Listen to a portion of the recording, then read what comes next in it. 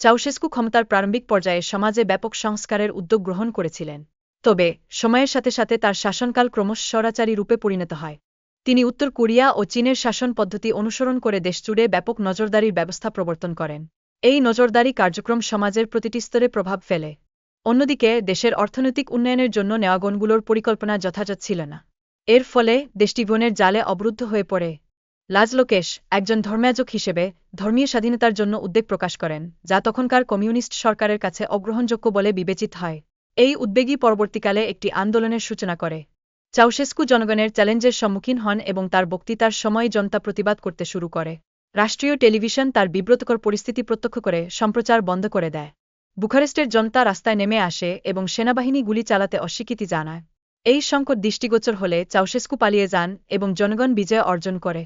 যুদ্ধাপরাধের অভিযোগে চাউশেস্কুর বিরুদ্ধে দ্রুত বিচারের প্রক্রিয়া শুরু হয়।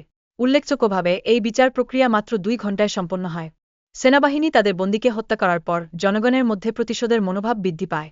এই হত্যার সংবাদ দ্রুত দেশজুড়ে ছড়িয়ে পড়ে। আন্তর্জাতিক মহলে বিচার ও মৃত্যুদণ্ডের পদ্ধতির বিরুদ্ধে তীব্র সমালোচনা শুরু হয়।